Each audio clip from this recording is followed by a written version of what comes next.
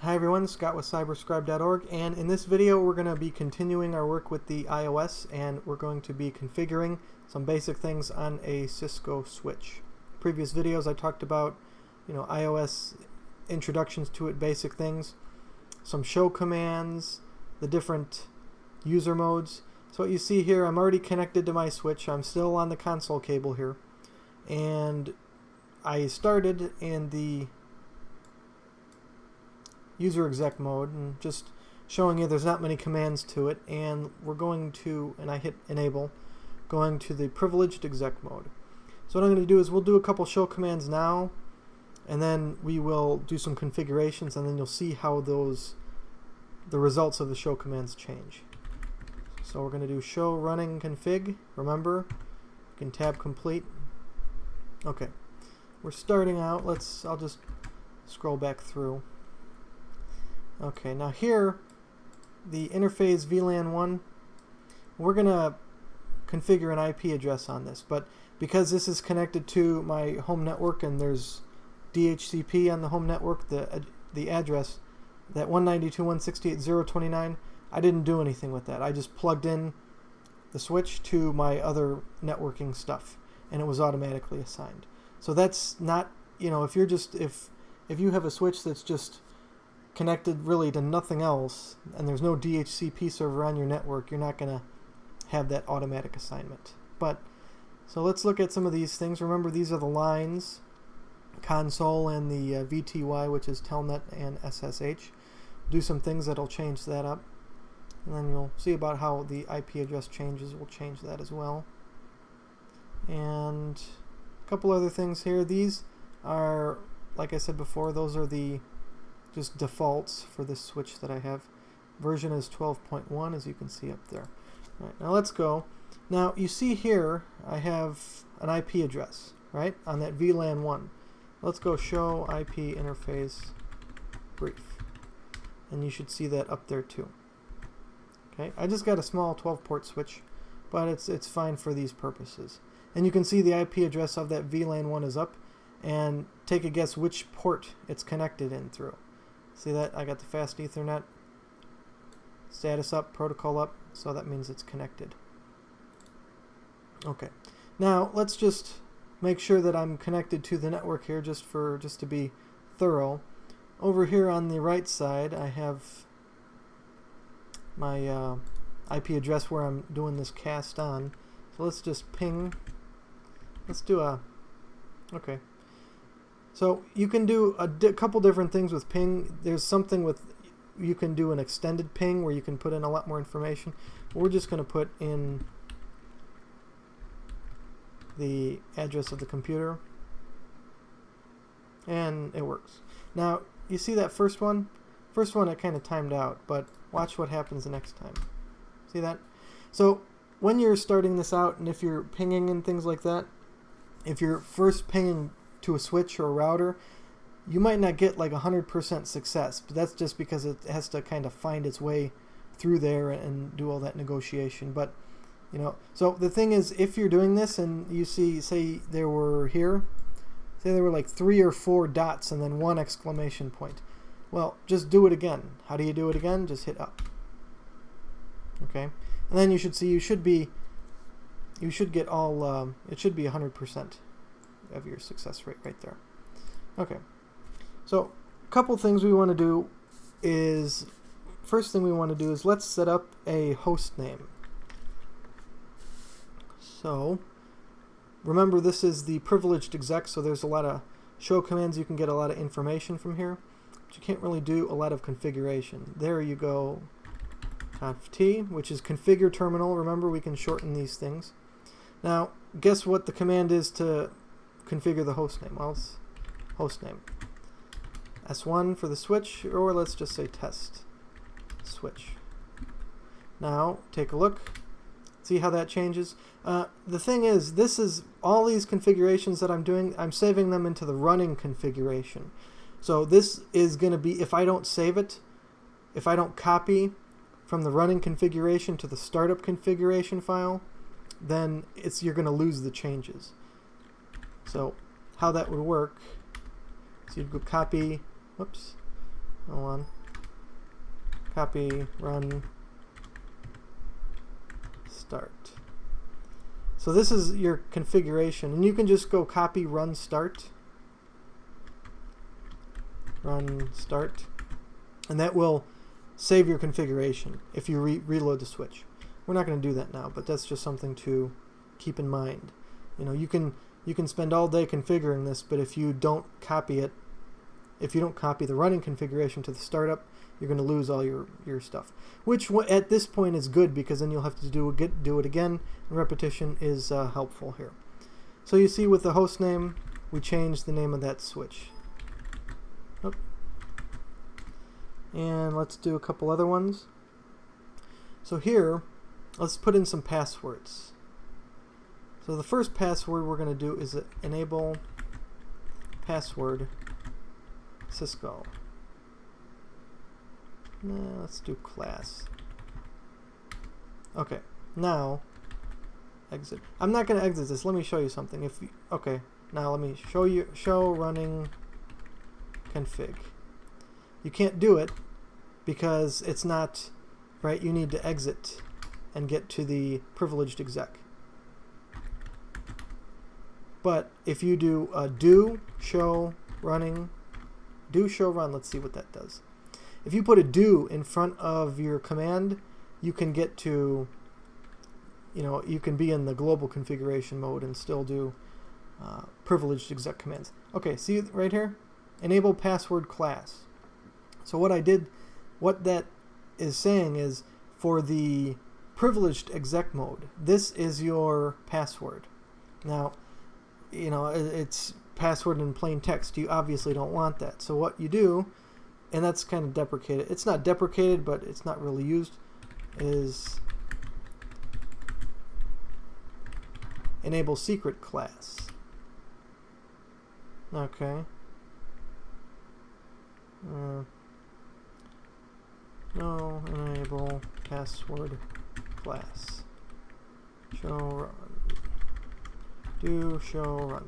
Okay, what I just did, that no enable password class, because I kind of want to keep these passwords consistent, is it says, they're not going to allow me to do that. So the no keyword you can put to delete like a IP address, or in this case, right, the enable password class is what I did to set the password. If I want to delete that password, just put a no in front of it. Let's see if it did it. Yep.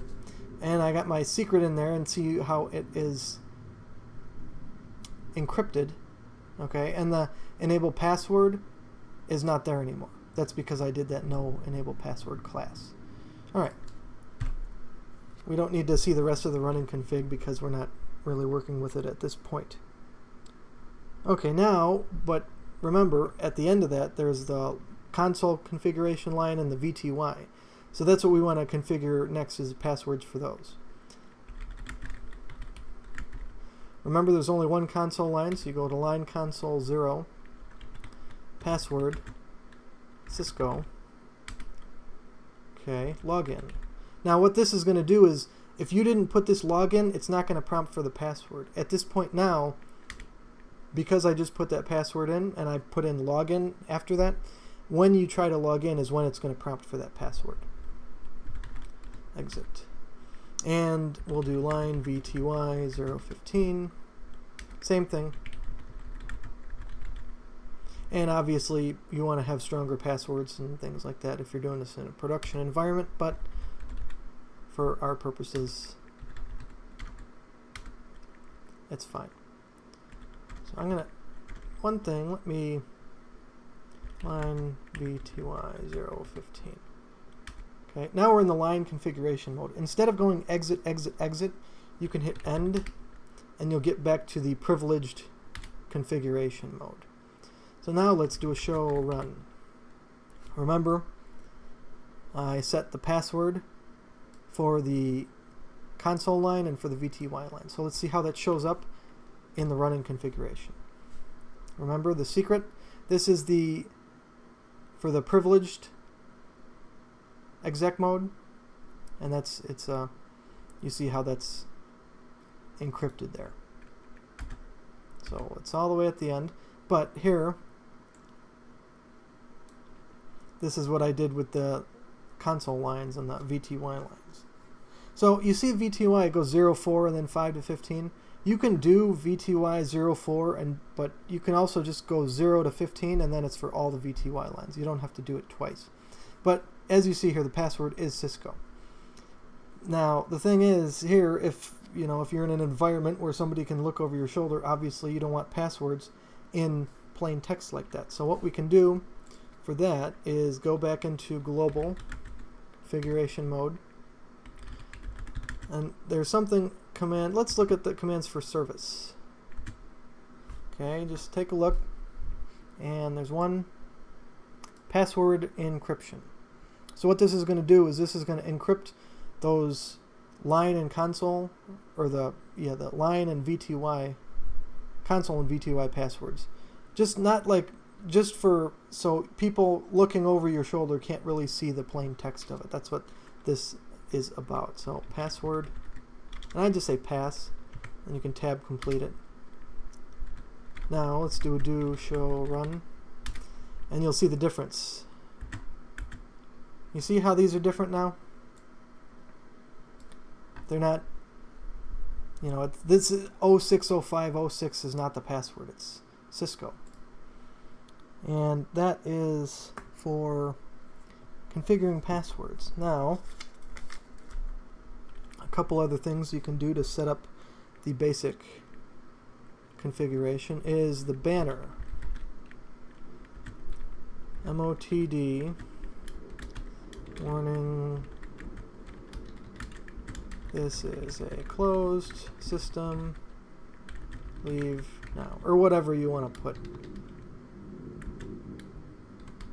And it just, you see what it did there. I don't know if it does this on the later iOS versions, but it kind of truncated. It didn't leave out my stuff, but it just didn't overlap into the next line.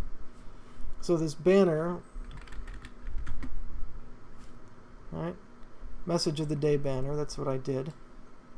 So what this is going to do is if you connect, when the switch turns on, if you're connecting through SSH or Telnet, this is just a message that's going to show up before you start to log in. And that's all that's about.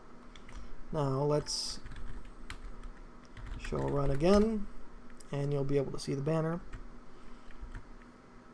Okay, there's your banner right here. One thing to know about the banner, this was a test question, not a true Cisco test question, but a test question nonetheless, about let's go conft message of the day. And I was always taught with these hash marks or number signs, but it doesn't have to be that. So the only qualification is it can be anything as long as it's not in the message. Do show run. See that? So just be aware of that. It doesn't have to be, you might see dollar signs a lot. You might see these the pound signs like that, but it doesn't have to be. As long as it's not in the message, it can be anything. Okay, and that is your banner, and we'll see that later when we try to connect to the system. And I think it's probably going to be in another video, in a future video. Okay. Now let's change the IP address of the VLAN right there. So as you can see, like I said, this is DHCP. It did it. Okay, so I didn't do that, but let's change it, and then you'll see how that works. Now this is the interface VLAN 1, right? So interface VLAN 1. You can also go interface VLAN 1. Take you to the same thing. You don't have to worry. Some things you have to worry with these spaces. Some things you don't. In this case, you don't. Interface VLAN 1. How do we set the IP address? 192.168.0, say 200, and then you have to do the subnet mask too. Also, no shutdown.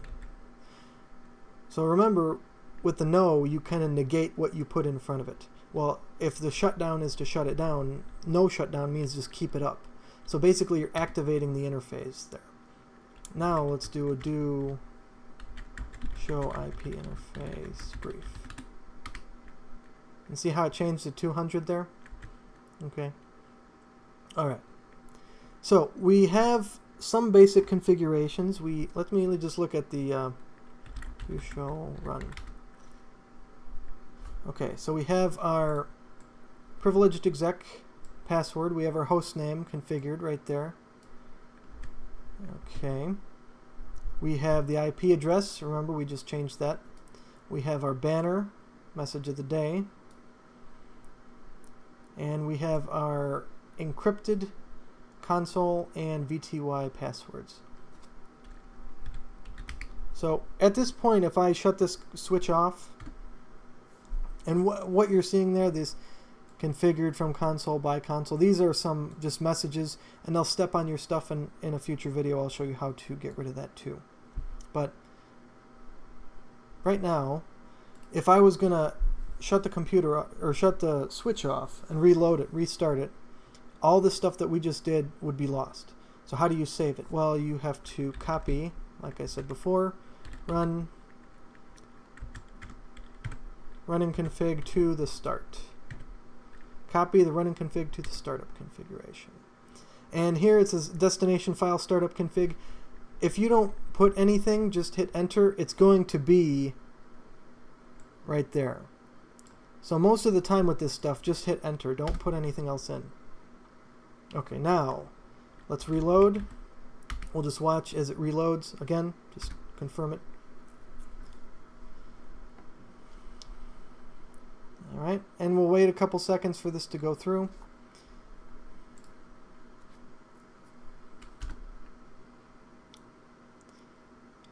On mine sometimes, okay, yeah, I had a couple times where it wouldn't show all this boot up sequence. It would just kind of black out, and then I would hit enter and it would come back. But we're seeing it just restarting right now and decompressing the iOS image.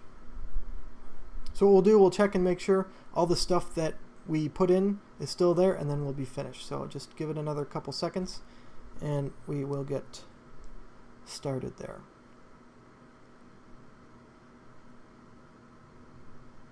More Cisco stuff. Okay, return to get started.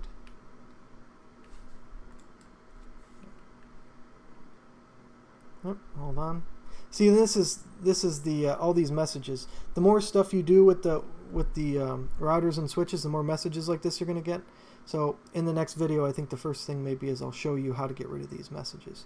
Not get rid of them, but clean them up a little bit. Okay, password. Cisco. Okay, so Cisco, remember that. Now let's go to enable. Another password. See that? And class. That's what we did there. And remember, and test switch, that's what we changed it to. That's all good. Let's go show IP interface brief. Remember we changed it to 192.168.0.200. Alright. And the last thing, show running config. And let's make sure all our stuff is there. It should be. See that? We have our encrypted privileged exec password. The host name is there. Okay, your banner. And the banner is going to show up if you're connecting with Telnet or SSH. We'll do that in the next video. Interface, VLAN 1, that's your default VLAN. We'll talk about VLANs in a future video. And the password. So all this stuff is as we said it before. And the only reason it has persisted is because we did that copy run